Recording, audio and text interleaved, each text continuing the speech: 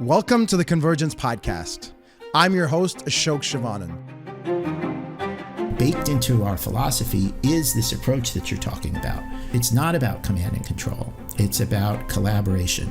It's about bringing minds together. I think in OKRs, we have a system like that.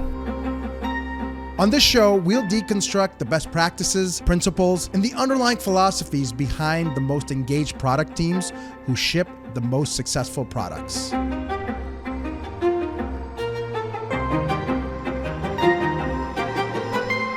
This is what teams are made of. Welcome back to the Convergence Podcast, folks.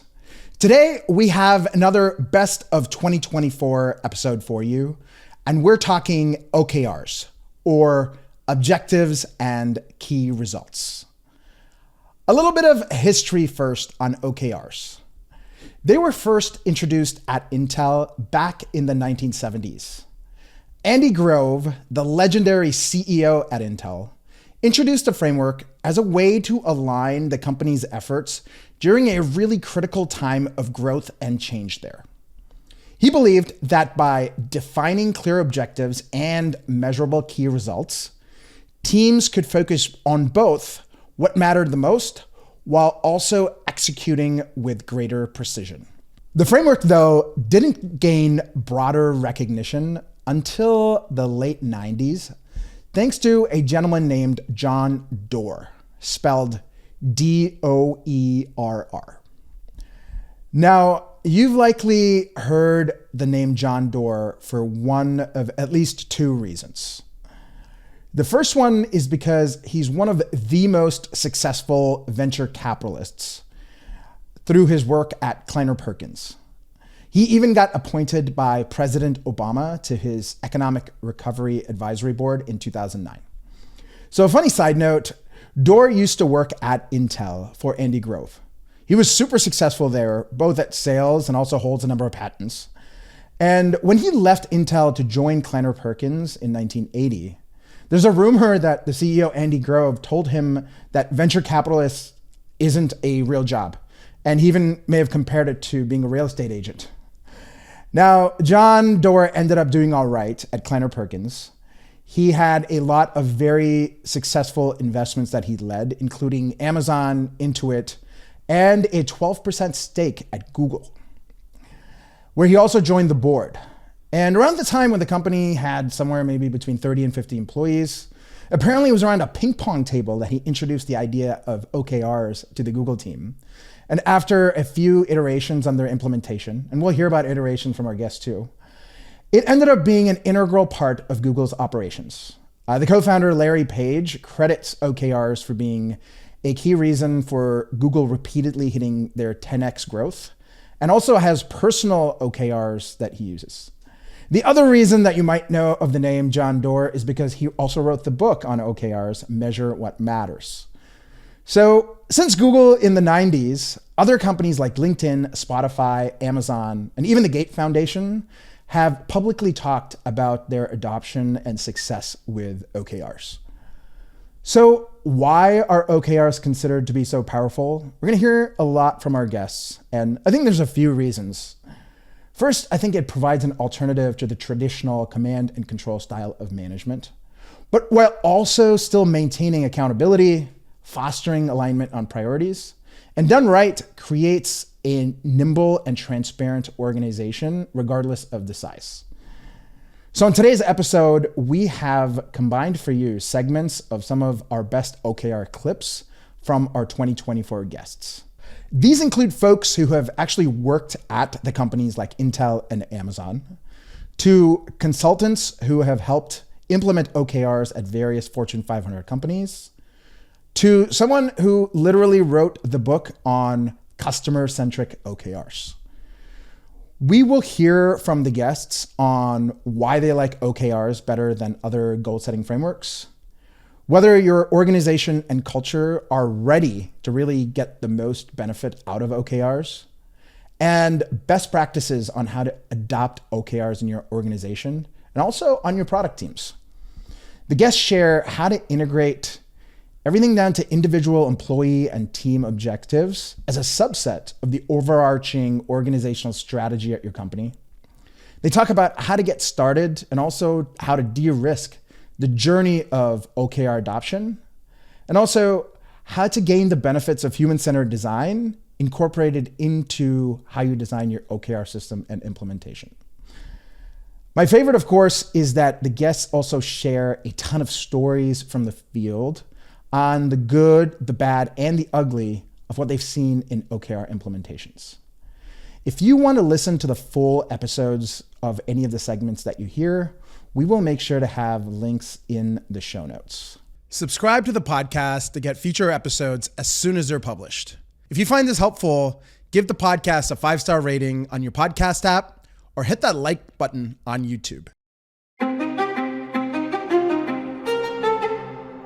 For our first segment, we're going to talk about a common challenge that we hear about product teams in their digital transformation and adoption of things like lean and agile, in that they end up getting constrained by the broader organization. Now, in fairness, the business teams haven't had a similar movement like maybe the product and IT teams have had with lean and agile to drive better, faster, and more nimble coupling between their strategy and their execution. And the first clip has our guest Josh Seiden on. Josh has authored or co-authored a number of books that lean agile product nerds are likely familiar with. Books like Lean UX, Sense and Respond, Outcomes over Outputs, and the latest book, Who Does What by How Much. I checked it out and I found it to be delightfully rooted around customer-centric outcomes and human behavior when designing and implementing OKRs. Josh developed a lot of his opinions when working in product management, in product design, and in product coaching, and co-founded a company called Neo that was acquired by Pivotal Labs. He also has worked for the Alan Cooper of Visual Basic fame, and now runs a training firm called Sense and Respond with his co-founder, Jeff Golfelf. And in the clip here, Josh shares how OKRs can be more of an organizational wide approach and not just something limited to product teams' transformation.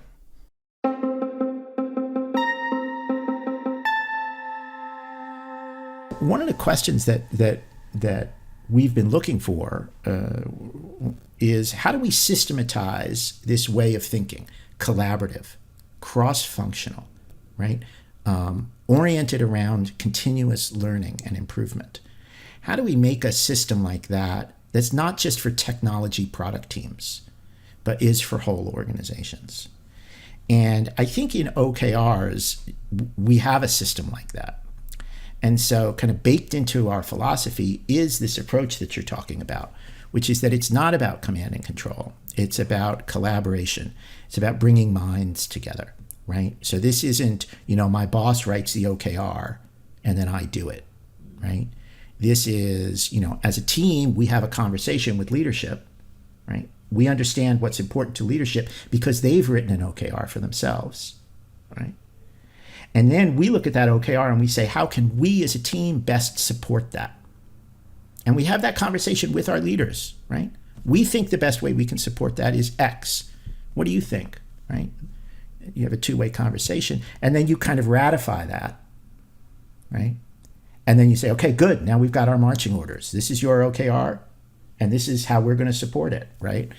And I think it's a viable alternative to command and control that maintains accountability.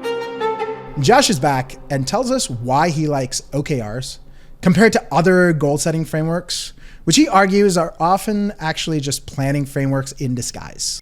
A lot of goal-setting frameworks are really like planning frameworks in disguise. They may lay out some sort of high-level vision, but then it's really about what's our plan to get there. And OKRs are a little bit different. OKRs kind of they capture strategy. They say, here's our strategic vision. And then that's the objective, right? Here's our strategic goal. And then the KR, the key result part of OKR, is the measurement. How do we know we've gotten there? And what's really cool about that is that it asks a question, right? It says, here's our goal. This is what we're trying to do. But it doesn't answer it. It doesn't say, here's what we're going to build or here's what we're going to make.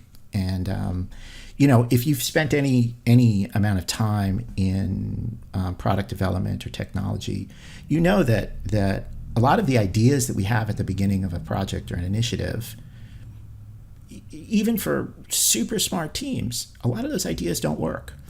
And so, when our goals are set in terms of we're going to build a thing, okay, maybe we build it, maybe we don't, but there's no connection to whether that thing is valuable. Mm-hmm. And OKRs really focus the story on value. Josh illustrates through an example about Tesla how OKRs really do focus on value and can express strategy in the form of customer-centric outcomes. This is a story about Tesla, okay? And so OKRs express strategy, right? And so strategy is, we have an obstacle to overcome. How are we going to overcome it? And so in the earliest days of Tesla, one of the obstacles that they faced is that electric cars were not perceived as sexy. They were super uncool. They were like nerdy, slow, underperforming vehicles. And so how do you address that challenge? Well, the first car that Tesla worked on was their Roadster. They didn't expect to sell that car, certainly not in any high volume. It was not a high volume production car. It was a car aimed directly at the editors of car magazines, right? And what they wanted was to change the public perception by having car magazine editors write, enthusiastic stories about how cool this electric Roadster was. Okay. So the objective then, right? The objective might be something inspiring like, make electric cars cool, right? And so what's the key result, right? And it doesn't say build a Roadster. The objective isn't build a Roadster. And the key result is also not build a Roadster. The objective might be who does what by how much. Get car magazine editors and enthusiasts writing enthusiastic articles about our concept cars, right? In all of the major magazines, at least once per quarter, have car magazine editors feature our Roadster on the cover of top 10 car magazines, 5 of the top 10 car magazines this year, right?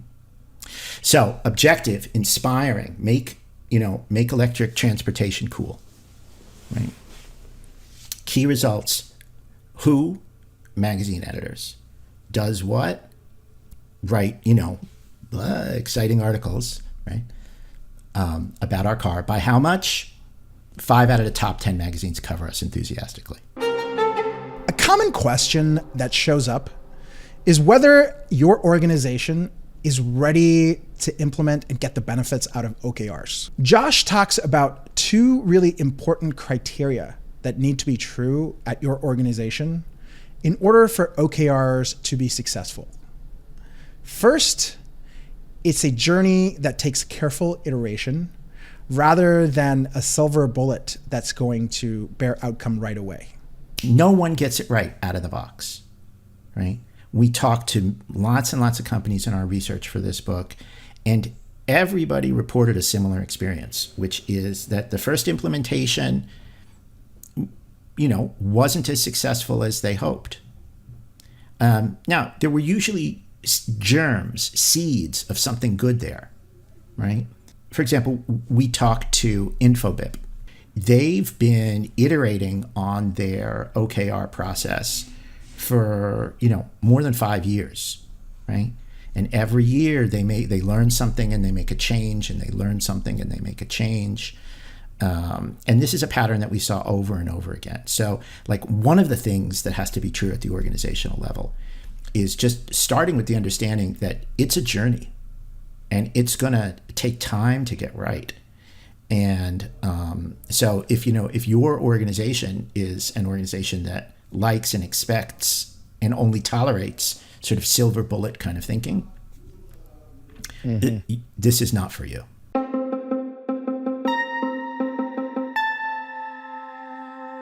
And Josh's second piece of advice on what needs to be true in your organizations for OKRs to be successful is about an interplay between organization strategy and how your OKRs play out.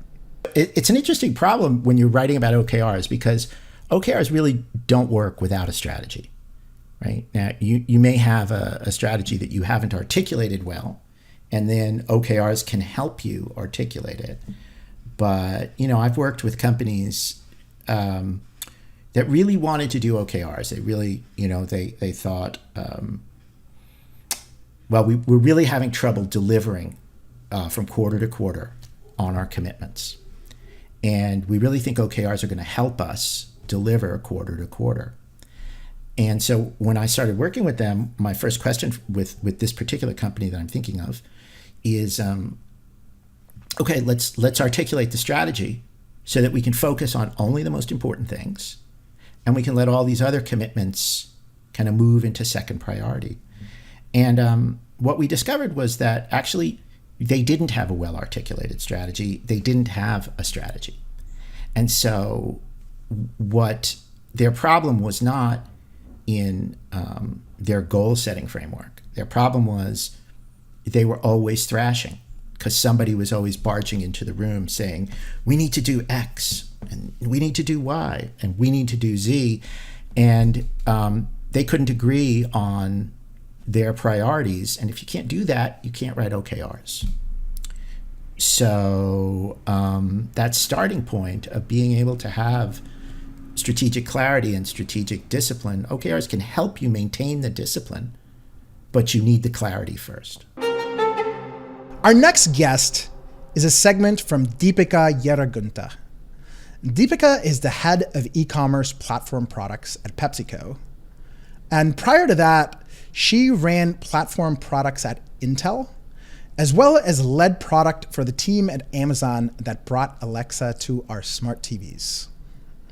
Deepika shares how Intel, Google, and PepsiCo align teams using Andy Grove's management by objective system by breaking down company goals all the way down to every individual on the team.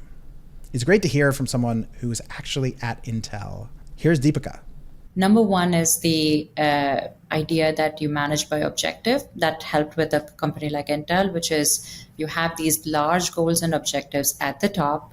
You break it down into smaller goals and then break it down into further goals. And then finally, each individual in the organization knows exactly what their operating plan is, so to speak, right? What are they executing on day to day? And those little drops of water actually move that big needle, right? And that's, I think, was a very core principle that, MBOs was started by Andy Grove, and then, Google took it over. That was popular as OKR system, and now we have it at Pepsi as well. We use the OKR system to help communication, right? What is in the roadmap and why is it not shakeable? And because we all agreed upon it sitting in one room, right? So I think that whole piece is one big culture shift that I think I've actually brought in from, my own previous experiences. Fostering an engaged product organization and aligning them with the principles around lean, human-centered design, and agile will more than likely lead to successful business outcomes for your organization. But getting started or getting unblocked can be hard. This podcast is brought to you by the player coaches over at Integral. They help ambitious companies like you build amazing product teams and ship products in artificial intelligence, cloud, web, and mobile. Listeners to the podcast can head on over to integral.io/convergence and get a free product success lab. During this session, the Integral team will facilitate a problem-solving exercise that gives you clarity and confidence to solve a product, design, or engineering problem. That's integral.io/convergence. Now, back to the show. Josh is back, and he builds on Deepika's insight into how objectives need to be integrated and connective across various levels of your organization. I think a good organization, you've got OKRs at various, what you sometimes hear described of as flight levels in the organization, right? So you've got organization-wide OKRs, and then you have OKRs at levels below that, work groups and teams. And so it's important that the OKRs kind of be connected. So you want the team to have an OKR that supports the work group's OKR, and the work group's OKR should support the organization's OKR. The way they get written is through a conversation, top up and bottom down. Top down and bottom up. In that story that I just told about this Wall Street example, the CEO was right? You have people in your organization, as the organization grows, whose job it is to be those customer experts. And so his expert is, how do I make the organization successful? And so he needed to have that conversation with the people who were doing the field work, who were developing that daily expertise in customer needs, and they needed the blessing and support of the CEO. So who writes them, you asked me? You write them in conversation, up and down, and you rely on the fact that there's important clarity about different dimensions of the business at every level. Josh builds on his point by sharing a really powerful story from his time working with a Wall Street company. The story really drives home his point about writing the OKRs together to drive alignment and also empowerment across your organization, both top down and bottom up. I worked on Wall Street once for a really successful CEO. He was a serial entrepreneur with 3 successful companies behind him. The business I was working in served stock traders at institutional money managers, so mutual funds and things like that. And so we knew stock traders really well, and we wanted to diversify our product offering. And so stock traders work with portfolio managers. Portfolio managers make the investment decisions. Stock traders execute them, basically. And we didn't really know portfolio managers very well at all. And our CEO had an idea for a product for portfolio managers, and gave my team, I was running design at this company at the time, gave my team the mandate to go design and then lead the construction of this product. And we went out and we started talking to portfolio managers, and we discovered that none of them wanted this product. And so the mission, diversify our product offering, was a good one. Portfolio managers, it's an interesting audience for us. Go out and make this thing for portfolio managers. It was the wrong idea. And so we had to bring that learning back into the organization and bring it back to the CEO and say, they don't want it. And when we were able to create better conversations between the CEO and the other teams in the company and these portfolio managers, we were able to come up with a product that they really did want, that was similar to what the CEO wanted, but it was significantly different. And so what's the point of this story? The point of this story is give the team a problem to solve, right? Which is create a product that portfolio managers will love, rather than build this product, right? And in the first case, that problem to solve, it gives the team the opportunity to engage and find the right answer, right? Rather than just embarking on an execution track that is going to be expensive, time-consuming, and will ultimately fail. We needed to diversify our product offerings, and he was right that was a good market. But he was not close to that market personally. And so and that's not because he was bad at his job. It's because as a CEO running this business, it's not his job to be close to every customer and every user.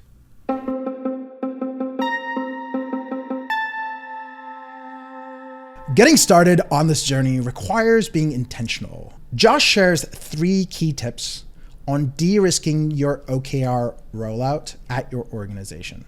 So there's some advice that we give to in the book about getting started. The first is understand your why. Like start with why. Why are we implementing OKRs?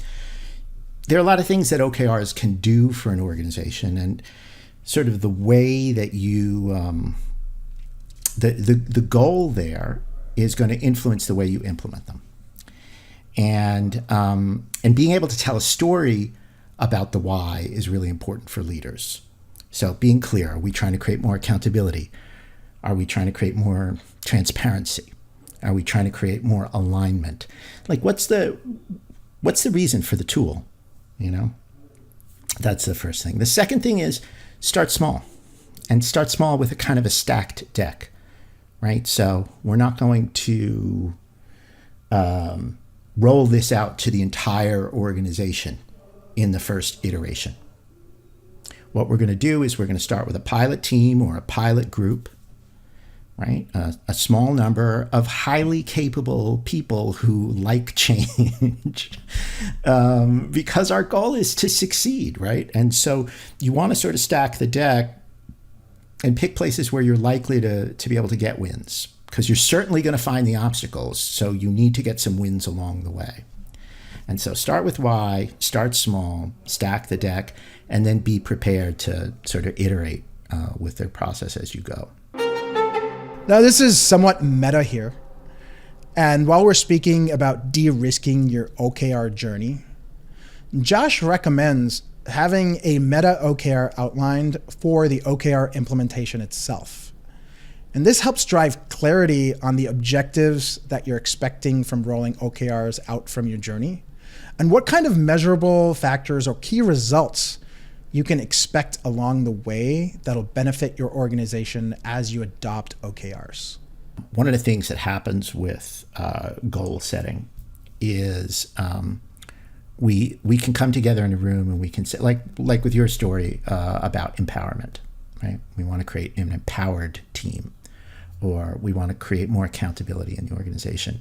And again, you can't argue with those things, but how do you make them real, right? Well, one way that you can make them real is you can say, when our teams are more accountable, what will they be doing differently, right? And so what are the behaviors associated with highly accountable teams, right? Well, maybe they proactively check in every week.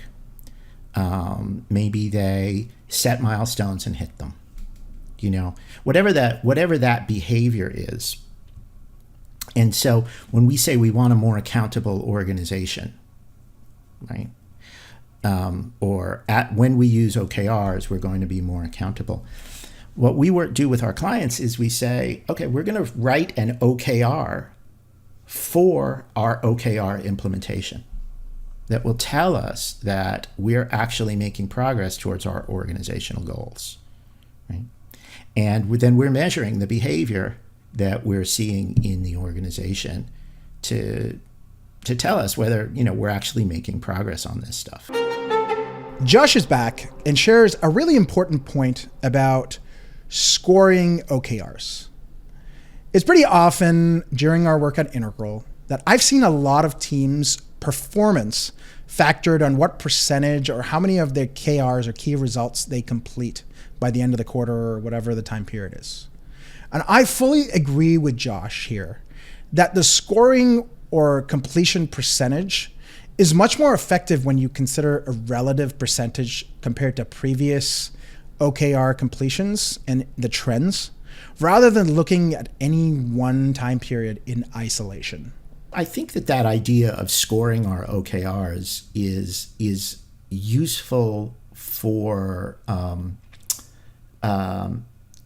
helping us improve the system, right? So we hit 80% of our OKR.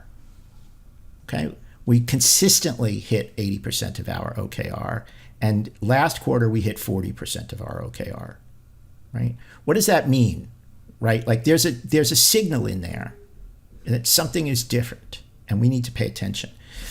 What does it mean? Does it mean suddenly we started doing a bad job, or that we got something wrong, or like it's a question that I would want to put to the team. What was different about this quarter than last quarter? Yeah, so I think scoring OKRs are really important for diagnostics, for self-assessment, for continuing to improve our OKR implementation. And I think that's the most useful. And because of that, it means that, set up a scoring system that works for you and your organization, and then stick with it over time so that you can use it to compare quarter over quarter, year over year. Our third and final guest featured on this segment is Holly Bilowa. Holly is a product coach and leads product at Jeff Patton Associates. You've probably heard of Jeff Patton if you're a product or design nerds, because he authored the very influential book, User Story Mapping. Holly has previously to Jeff Patton Associates helped organizations like TD Ameritrade, Cengage Learning, and Bloomberg with either organizing their product teams and or shipping delightful products. Holly shares here how she likes to get started on a product team and facilitating a 2-day workshop to kick things off with OKRs. So what are some ways that folks can get started? There's probably a lot of signal, a lot of noise, especially in the early days when you're saying I'm switching away from maybe a more traditional measurement system to OKRs for aligning folks. I have always started this really simply. I've done, 2-day strategy sessions in person, where we get everyone together and talk about, what are we doing, why are we doing it, what does success look like? Because really the key results and being able to prioritize what you do is what does success look like, and what are the most important indicators of success for this thing before we start actually saying we're going to do it. But having and aligning on what does success really look like over a period of time, that's fundamental. Those are fundamental conversations to OKRs. Yep. And aligning on it is fundamental to creating some stability to go find out more information.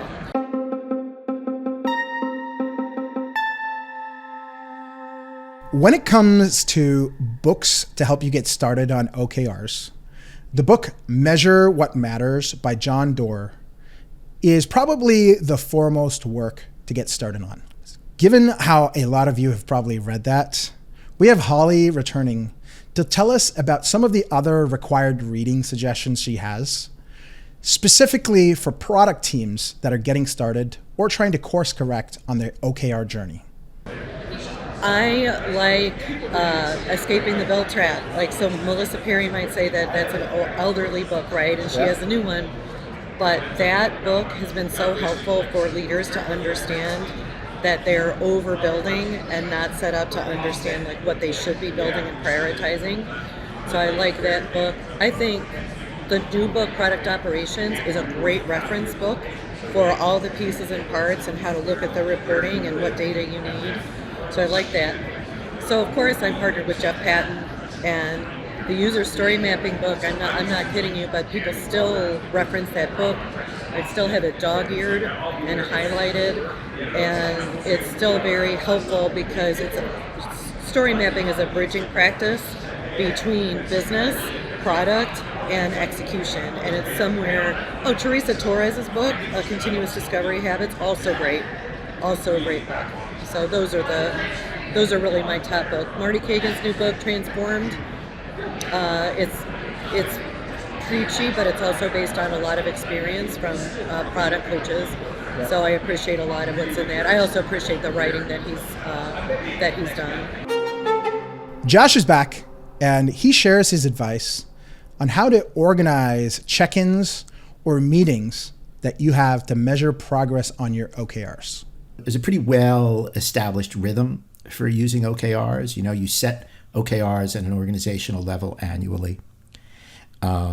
You check in quarterly, and you check in monthly, and teams should be checking in every week or two. It kind of depends on the team, right? And so that rhythm of frequent, we'll call it every sprint or every week meetings, weekly, monthly, quarterly, annual. That's your meeting rhythm that kind of is the OKR cycle. And at each one of those points, you're checking in on progress, and you're checking in with kind of a different group of folks, and kind of different roles.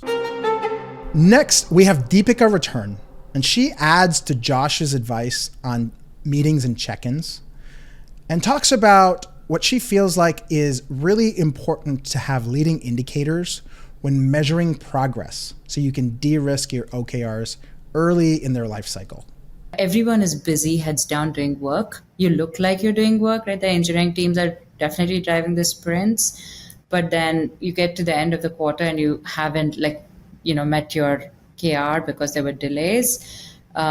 That should be surfaced up sooner, right? Bring in retros, bring in things like other processes where you're constantly having a milestone check in between, and you're not waiting until the KR hasn't been met and then you're trying to measure yourself, because at that point you've already done 6 sprints, right? So you've missed the point.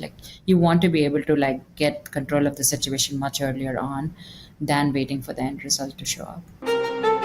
While we're on the topic of check-ins and meetings, Josh is back and has 3 tips or best practices for how you as a leader can facilitate really productive OKR check-in meetings. Sort of the first rule of thumb is you want most of the meeting to be forward-looking, right? So let's look at the numbers. Let's understand where we are today, right? But most of the meeting is about planning what we're doing next, right? What are we doing next week, right? What are we doing next month? And so it's that's part of it. The second is that it really is, I think people need to understand their roles, right? That OKRs are really, really good for problems where we are working to discover the answer, right? So we always want to be talking about what we've learned, what we're deciding based on what we've learned, and what we need to learn next, right?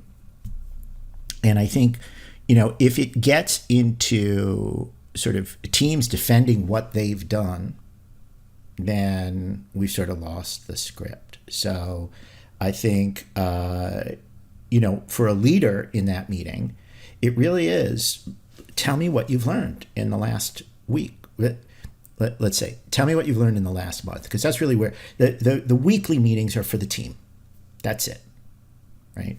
But it's that monthly meeting where we're sort of having a more formal presentation to leadership. The questions around leadership are, what have you learned? What have you decided based on what you've learned? And what do you need to learn next, right? And then the next question is, how can I help? Right. But that what do we need to learn next is really the focus of the meeting.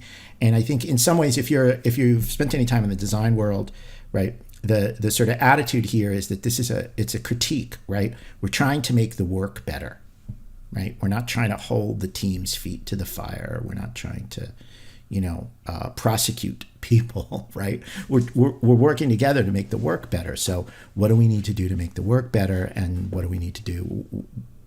Where's the learning focus for the next period?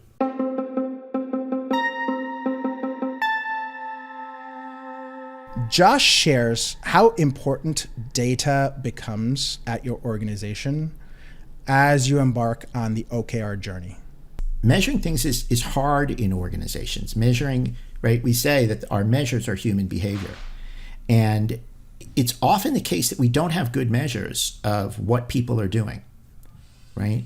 And so being able to build those data systems for collecting all the kind of data that we need in order to run this system, that's actually a really big challenge. It's a big hurdle for adopting this. And it's part of the reason why OKRs take time to implement well. Because one of the things you're going to learn in that first iteration is, this is an important thing that we want to measure, and we don't have a way to do that yet. So how do we start to build infrastructure for measuring whatever this important thing is, right? Usually in the first couple of instances, you can figure out proxy measures or other ways to measure, but So that's the first thing, is that access to data becomes like a really first-class problem. It's not uncommon for data to start to become a major priority, almost a concern or a constraint. And that's where product operations, I think, comes into play for your product teams. It's a very fast emerging field. And one of the major benefits, I believe, from product operations is that it makes data readily available, and it drives out the confusion, uncertainty, and guesswork when you don't have reasonably precise data to measure your progress. Up next, Deepika also shares how measurement can sometimes be hard and how it's really important to differentiate between OKRs that have strategic impact and ones that have immediately measurable impact. She outlines also an example of what Josh referred to as a proxy measure. Some of the goals are not measurable, right? Sometimes it's just not measurable. Like until I build 4 things, I'm not able to go and be able to truly measure the impact of it. And we're going through some of that right now in my current roadmap planning, right? Some of them are just core capabilities that have to be lit up, like in supply chain, for example, right? Like inventory management. Getting real-time inventory data is the most important thing. How do you measure the success of that, right? And if you harp too much on measuring the success of it, you're losing the point. So assigning the differences between strategic impact and, measurable impact and like improving hours saved or revenue or things like that, that has to be separated out and measured accurately. Otherwise, it's like, oh, I can't do this until this feature is lit up, but the feature is not lit up. It's taken 5 months. Somebody has to measure why the velocity of it was so slow, right? And so how do you actually still manage to define it, whether it's an OKR or in any other way, but for strategic goals, have some kind of, point system or something to tell you whether you're actually meeting the goal, or are you stuck, or are you unblocked, or, do you need unblocking and things like that. If you're a product team leader or an organization leader, you're probably self-checking whether you're leading and organizing and prioritizing for your team well. Josh is back, and he has some advice for you. He's got 3 self-checks for leaders that you can run as a test against your OKRs or your team's priorities today. So there are a couple of kind of, I think, useful guidelines, heuristics, whatever you want to call them. Most teams should have 1 OKR. Okay, 1 OKR, single objective, somewhere between 3, 4, maybe 5 key results associated with that one objective. And the idea is that an OKR represents your main area of focus for that time period. It's not 100% of the work you're going to do. So if you're writing an OKR for everything you're doing it wrong, right? Yeah, we've got these other KPIs. Maybe we're responsible for some other part of the business. We've got numbers that we're measuring, but our OKR is our single focus. So that's one rule. The second is the objective inspiring, and is the objective expressing value that we're creating for our customer? We should talk about that word customer in a couple minutes, but is the objective inspiring and creating expressed in terms of where we can see the connection to customer value? And then the third big rule is that the key results, they must be measures of what we call outcomes, right? So measurable changes in human behavior that create value, or who does what by how much, right? Holly's back, and she has a caution for you. And she wants for everyone to be very intentional in differentiating between business and product OKRs and the downstream impact that has. One of the largest root causes for trouble is that people don't know that there's a difference between business OKRs and product OKRs. So business OKRs are about what we want. We want to increase revenue, or we want to decrease costs, or we want to streamline operations, things like that. And those results are usually money or saved money or decreased risk or something like that. Yep. Product OKRs are about our customers and our users. When it comes to things outside our four walls and we have to go find out, that requires product thinking and discovery and things like that are more difficult to implement. In larger organizations, people don't look at their software as software products, and they don't organize that way either. So it's harder to get a product OKR because you have to say basically as a hypothesis. Somebody said, how do you know those are even true or achievable? And the fact is, like, any of these things are hypotheses, but it's the idea that, you know, we bet that if we do something, a customer will do something or a user will do something, and that will result in something good for us. But in terms of making the data available to decision make, it costs money to implement some of the metrics and dashboards you need as a product manager to make good decisions. So I think product operations is also very helpful.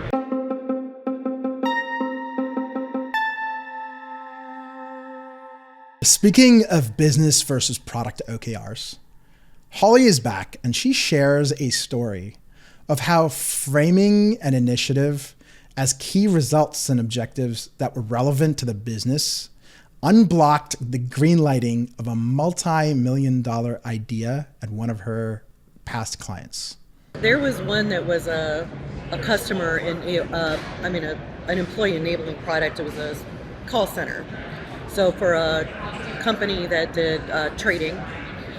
And the problem was that somebody would call with money and they would say, I have $60,000 and I want to deposit this and trade it. And the customer service representative would have to say, that's awesome, deposit your money, and when it clears in 3 days, you can start trading. So the OKR hypothesis statement was, we bet that if we create a way for that customer service rep to see the risk level of the customer who's calling in, like in line during that call, that we can allow that person who's low risk to start trading immediately. And because at that time it was per trade, it was like $2.50 per trade, having somebody start trading immediately was real revenue for the company.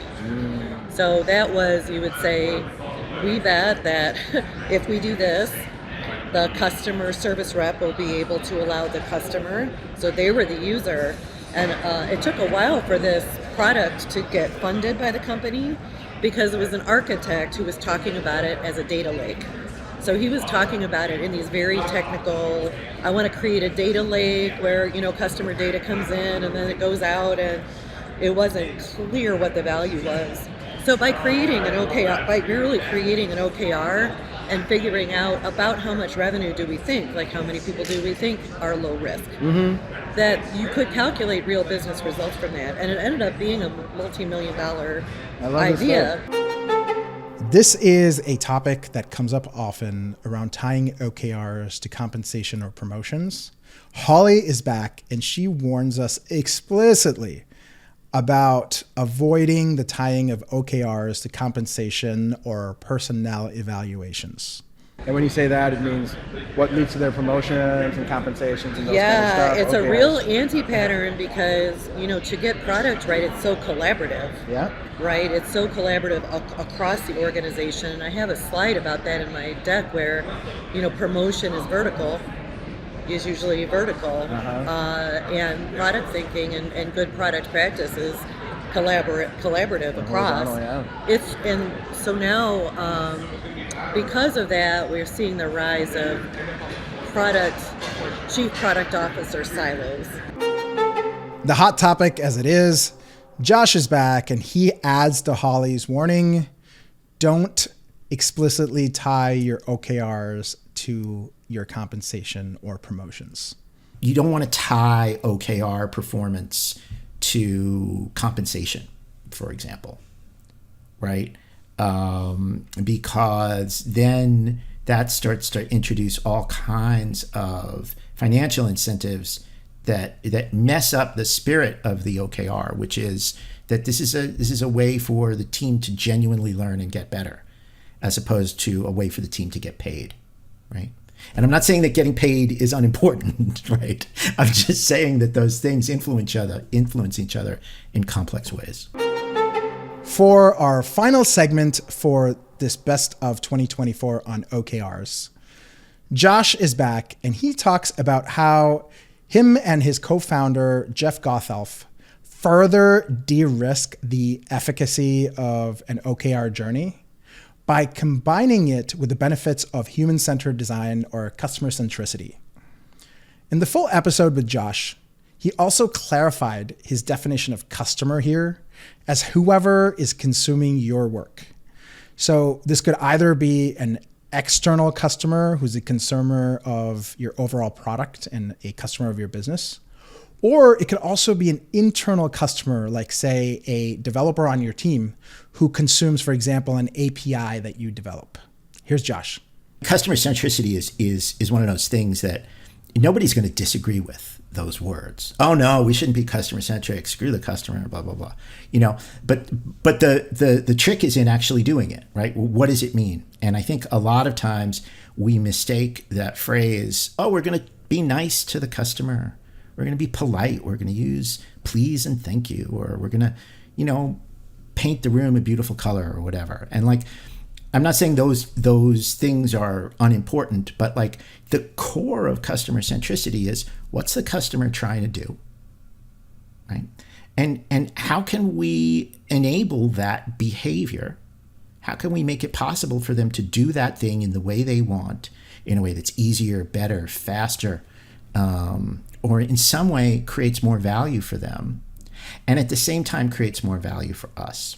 And so with that lens, the sort of actionable piece of customer centricity is about customer behavior. What is the customer trying to do? And that's where the name of the book comes from, right? Who does what by how much, right? We say that in an OKR, your objective is a statement of the value you're trying to create for customers. And the KR is a measure of customer behavior, or what we call an outcome. So who's the person? What are they trying to do, right? What's the behavior that we're going to try and create? And by how much? What's the measure of that? So we're going to increase foot traffic in our stores, or we're going to increase daily usage of our product, or something specific and concrete and measurable.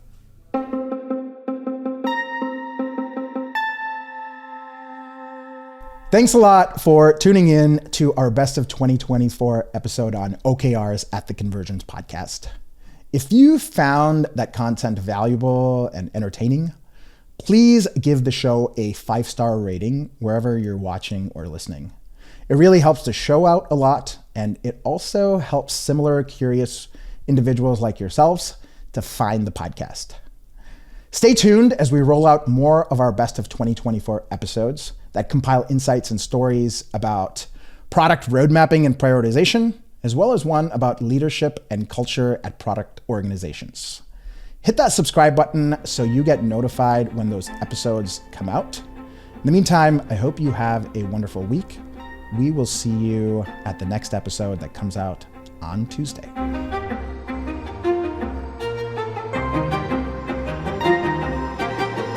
Thank you for joining me on the Convergence Podcast today. Subscribe to the Convergence Podcast on Apple Podcast, Spotify, YouTube, or wherever you get your content. If you're listening and found this helpful, please give us a 5-star review. And if you're watching on YouTube, hit that like button and tell me what you think about what you heard today.